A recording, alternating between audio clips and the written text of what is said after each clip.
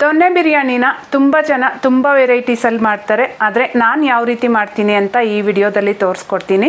Hi all, welcome back to my channel Sarala's cooking style. ತುಂಬ ಜನ comment ಮಾಡೋ ಥರ ಈ ರೆಸಿಪಿ ಸಹ ತುಂಬ ಸಿಂಪಲ್ ಆಗಿ ಮಾಡ್ಕೋಬೋದು, ಬಟ್ ಟೇಸ್ಟ್ ಮಾತ್ರ ತುಂಬ ಚೆನ್ನಾಗಿರುತ್ತೆ. ಬಿರಿಯಾನಿ ಒಳ್ಳೆ ಫ್ಲೇವರ್ಫುಲ್ ಆಗಿ ಬರಬೇಕಂದ್ರೆ ಈ ರೀತಿ ಒಂದ್ಸರಿ ಟ್ರೈ ಮಾಡಿ ನೋಡಿ. ಮೊದಲಿಗೆ 1.5 ಇಂಚಷ್ಟು ಚಕ್ಕೆ, 4 ಲವಂಗ, 1/4 ಸ್ಪೂನಷ್ಟು ಕಾಳುಮೆಣಸು, ಹಾಗೆ ಚಿಕ್ಕದೊಂದು ಸ್ಟಾರ್ ಅನ್ನೈಸ, ದೊಡ್ಡದಾದರೆ ಒಂದು ಅರ್ಧ ಹಾಕ್ಕೊಳ್ಳಿ ಸಾಕು. ಹಾಗೆಯೇ 2 ಏಲಕ್ಕಿ, ಅರ್ಧ ಸ್ಪೂನಷ್ಟು ಶಾಜೀರ, ಇದು ಜೀರಿಗೆ ಅಲ್ಲ, ಹಾಗೆ 1 ಸ್ಪೂನಷ್ಟು ಸೋಂಪು, 1 ಮೀಡಿಯಂ ಸೈಜ್ ಮರಾಠಿ ಮೊಗ್ಗು, ಹಾಗೆ ಒಳ್ಳೆ ಫ್ಲೇವರ್ ಬರೋದಕ್ಕೆ ಸ್ವಲ್ಪ ಕಲ್ಲು ಹೂವನ್ನ ಹಾಕ್ಕೊತಾ ಇದ್ದೀನಿ. ಇದು ಒಳ್ಳೆ ಫ್ಲೇವರ್ ಕೊಡುತ್ತೆ, ಮಿಸ್ ಮಾಡದೆ ಹಾಕ್ಕೊಳ್ಳಿ. ಹಾಗೆ 1 ಕಪ್ ಏಲಕ್ಕಿನ ಸಹ ಹಾಕ್ಕೊಂಡು 2 ಸ್ಪೂನಷ್ಟು ಧನಿಯಾ ಕಾಳನ್ನ ಹಾಕ್ಕೊತಾ ಇದ್ದೀನಿ. ಹಾಗೆ 1 ಮೀಡಿಯಂ ಸೈಜ್ದು ಪಲಾವ್ ಎಲೆ ಸಹ ಹಾಕ್ಕೊಂಡು ಬೇಕಾಗಿರೋಷ್ಟು ನೀರು ಹಾಕಿ ಇದನ್ನ 1 ಅವರ್ ಆದರೂ ನೆನೆಸಿಡಬೇಕು.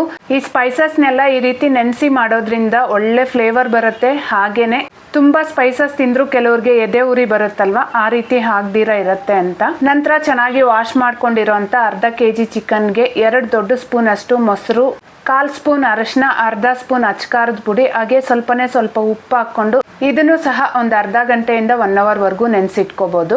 ಈಗ ನೆಂದಿರೋ ಅಂತ ಎಲ್ಲ ಸ್ಪೈಸಸ್ನ ನೀರಿನ ಸಮೇತ ಹಾಕ್ಕೊಂಡು, ನಾನಿಲ್ಲಿ ಸ್ವಲ್ಪ ಜಾಯಿಕಾಯಿನ ಹಾಕೋದು ಮರ್ತಿದ್ದೆ, ಈಗ ಹಾಕ್ಕೊತಾ ಇದ್ದೀನಿ. ಈಗ ನಿಮ್ಮ ಖಾರ ನೋಡಿಕೊಂಡು ಹಸಿಮೆಣಸಿನ್ಕಾಯಿ ಸಹ ಹಾಕ್ಕೋಬೇಕು. ನಾನು ಹಾಕಿರೋ ಹಸಿಮೆಣಸಿನ್ಕಾಯಿ ಸ್ವಲ್ಪ ಖಾರ ಕಡಿಮೆ ಇದೆ, ಸೊ ನಾನಿಲ್ಲಿ ಒಂದು ಸ್ವಲ್ಪ ಜಾಸ್ತಿನೇ ಹಾಕ್ಕೊತಾ ಇದ್ದೀನಿ.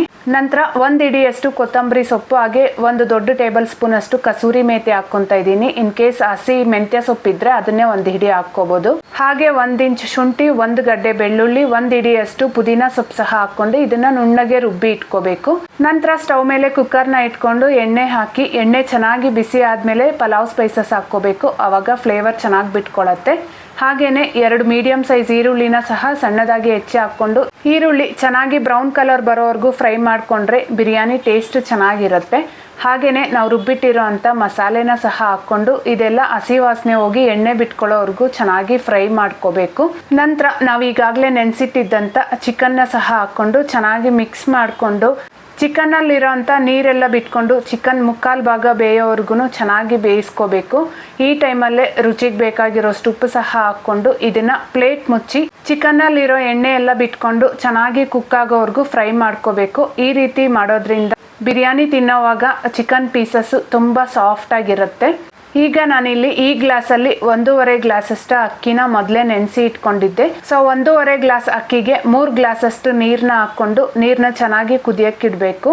ನಾನು ಮಾಡ್ತಾ ಇರೋ ಬಿರಿಯಾನಿ ಕ್ವಾಂಟಿಟಿ 4 ಜನಕ್ಕೆ ಕರೆಕ್ಟಾಗಿ ಸರಿ ಹೋಗುತ್ತೆ. ಈ ಟೈಮಲ್ಲಿ ರುಚಿ ನೋಡಿ ಉಪ್ಪು ಬೇಕಾದರೆ ಹಾಕ್ಕೋಬೋದು, ನನಗಿಲ್ಲಿ ಕರೆಕ್ಟಾಗಿದೆ.